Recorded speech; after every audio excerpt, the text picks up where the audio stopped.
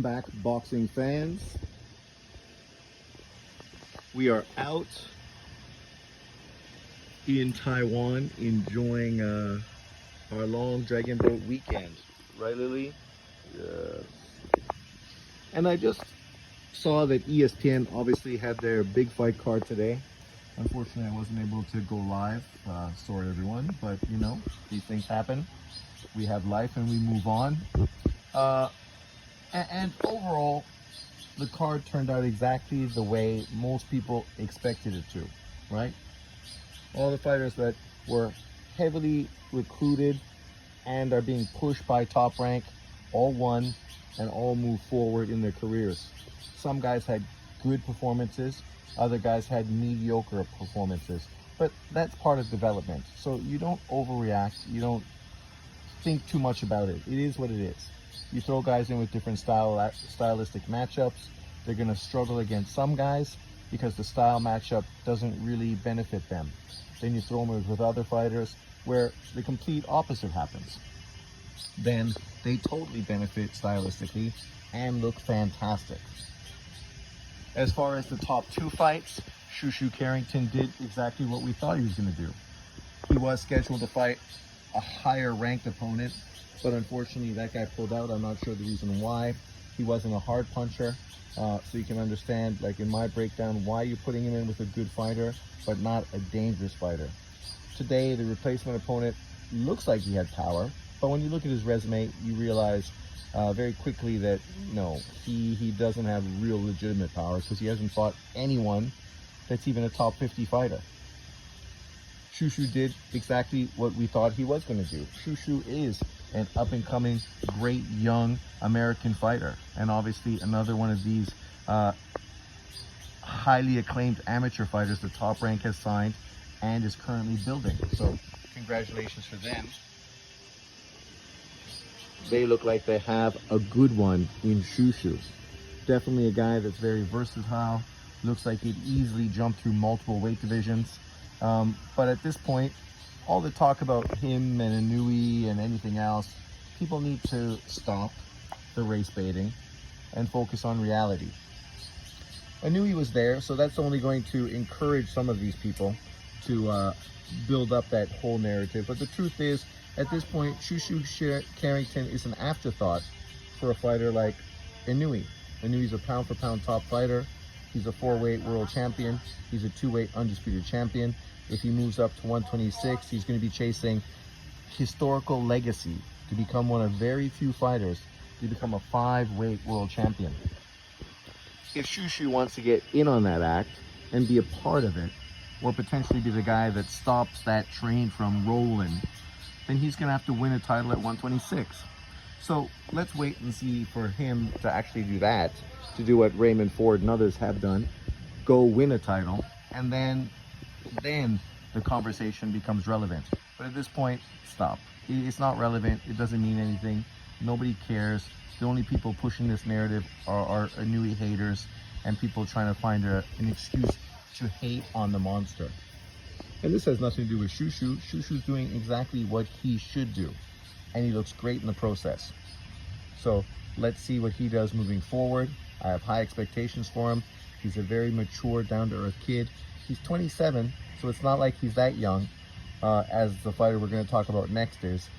But obviously he's being fast-tracked right now by Top Rank. So you can expect him to probably get a world title fight, if not this year, early 2025. Then, of course, we have the main events.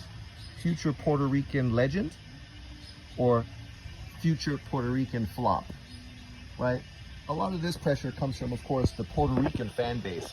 Anyone else perpetuating and pushing this, they're full of shit, because in truth, they don't give a fuck.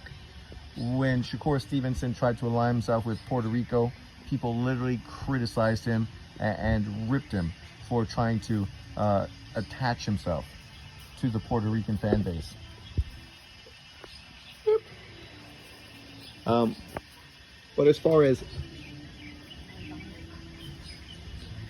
him, he did exactly what people expect him to do. He had a step-up fight today. He fought Texira, an ex-WBO world champion, a guy that has quite a bit of pop a lot of experience, and this 21-year-old Puerto Rican kid did exactly what he had to do. Did he get this sensational first-round knockout like Alicius Iglesias, the 168-pound Cuban fighter, did this week? No, he didn't look that dominant. But at the same time, if he did that, a lot of people would have just came out and criticized Texira as shot and, you know, not that good of a fighter, and they would have found ways to sort of try to take credit away from the young man. But he did what he had to do. It's a learning fight. Now, of course, at 21 years of age, a highly ranked fighter at 154 pounds, and a division that right now is kicking. Now with Spence and Crawford jumping into that weight division, this is one of the biggest divisions in boxing. And for him to be there, he's exactly where he needs to be. Is he going to be fighting Crawford or Spence? Of course not. Probably not, right? Because by the time he's at the point where he's going to be fighting unification fights and world title fights, they're probably going to be moving on in their career. But that's fine. It's just the highlights, the attention that's going to be generated, the bigger paydays that are going to be coming to the division. For him, he joins a great crop of 154-pound fighters, some of whom obviously aren't as old as Spence and Crawford, some of whom are going to be around much longer. Guys like Conwell, guys like Zoo, you know, guys of that magnitude, you know, Lubin, Fortuna, right? Funfarna, whatever his fucking name is. But you know what I'm saying. He just joins this as a very good, young, up-and-coming Puerto Rican fighter. I literally saw somebody today try to criticize Top Rank promoting him, which is what promoters do. They promote their fighters, right? So Top Rank is literally doing what they should do. They're promoting their fighter. And of course, they're pushing the whole Puerto Rican connection, as they should, because he's Puerto Rican. Puerto Rican fan base are crazy boxing fans. Obviously, they're looking for the next Tito Trinidad, the next Miguel Cotto, and in this guy, they just might have that next fighter. We have other fighters that are Puerto Rican right now. Berlanga, who at 168 is getting a lot of attention as a potential very highly rated 168-pound fighter. A guy that might actually get a Canelo Alvarez fight. Whether he deserves it or not, that's a whole nother story. Then, of course, you have 105-pound world champion Calazo. I think that's how you say his name. If I'm butchering it, excuse me, right? But I saw somebody today acting as if Subriel Matias is the only world champion from Puerto Rico. And it was like, man, before you make stupid comments, you should actually do research and actually know what's going on in the sport. Because there's multiple Puerto Rican champions right now, right? And not just those two, there's also the other one that's at 108 pounds as well. So, you know, I love Subriel Matias. I think he's one of the most exciting fighters in boxing. I was talking about Subriel Matias before most of these channels on YouTube even knew who Subriel Matias was. But to act like right now he's a Puerto Rican star is a misnomer. He is not a Puerto Rican star. If he was a Puerto Rican star, then he would not be struggling so much to get fights with Teofimo Lopez, with Devin Haney, with fighters like Cruz, right?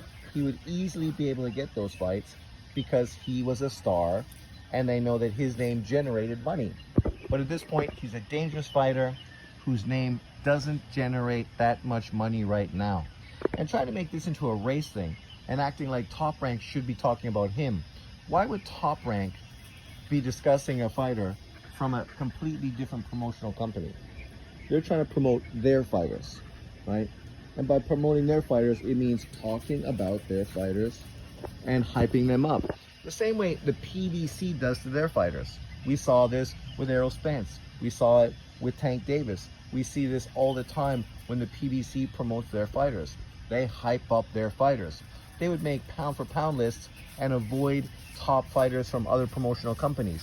When they talked about world champions at 147 pounds, they ignored fucking Bud Crawford and acted like the WBO champion did not exist. So this kind of race baiting, because that's what it is. Guys like this, they're not really fans of Subriel Matias because he's not American. a week ago, before Devin Haney got beat by Ryan Garcia, this guy was saying that Devin Haney would easily beat Subriel Matias. That Subriel Matias doesn't stand a chance against Devin Haney, right? Literally, when they were there and being represented by a black American fighter, Subriel Matias was an afterthought. He was overrated. He wasn't that good.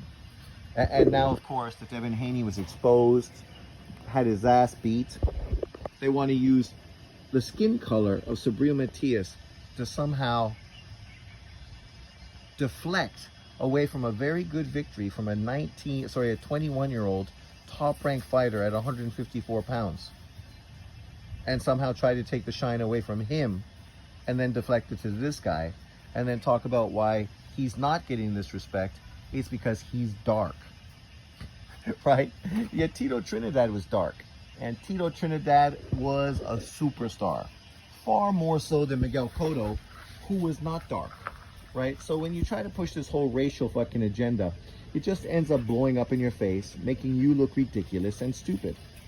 Because when it comes down to it, that's not the fucking topic of discussion for Puerto Rican fan base. And for Top Rank, they're promoting all kinds of great young fighters, and they're just waiting to see which ones drop, which ones truly become stars, which ones they can profit from. Because with them, they're a company that's based on making money from promoting fighters. They don't care about the color, the country, the fucking religion. They don't care about any of that. They're just waiting to see which of these fighters actually breaks out, actually has a fan base, actually gets the attention that makes them into pay-per-view stars. And regardless of what they look like, they will utilize them. You could say that, well, chances are non-black fighters are more prone to potentially becoming pay-per-view stars in America. But that would contradict your whole narrative that you've been pushing for years, that black American fighters are the #1 pay-per-view stars in America. So how is anything you're saying making any sense at all if that's what you're trying to push now? He's not getting pushed because he's dark, but yet the only fighters in America that are successful pay-per-view fighters are dark. And being a company that's trying to make money from fighters, why wouldn't they push the fighters who potentially can make the most money, right? That's how stupid arguments like this are. You know, this card today had nothing to do with race. Literally, you had multitudes of black American young up-and-coming fighters on this Top Rank card. Top Rank is the #1 promotional company in the world as far as building and developing young black American fighters. So as a fan of black American fighters, you should really be all over Top Rank and what they're doing and how they're developing these fighters and the potential. But still, some people are just so obsessed with creating some sort of race narrative where it doesn't even belong, and then criticizing the one guy on the card who's not black or American and making it into a race topic. But you know, this is not a surprise. This is exactly what you expect from many of these so-called YouTube boxing fans. Overall, the card did what it was supposed to do. It was great to have a young man headline the card, 2 young men headline the cards, and we'll find out which of those 2 fighters goes on to become the bigger star in the future. And at this point, that's what we're interested in, to see who is really a star. Leave your comments below. Let me know what you think. Did you watch the card? What did you think? How did you like everyone's performances? Who performed the best in your eyes? Thanks for watching. Peace out. See you later. It's starting to rain. Oh no. That can't be a good thing. But of course, that's part of camping. Peace out. Lily, you enjoying the rain?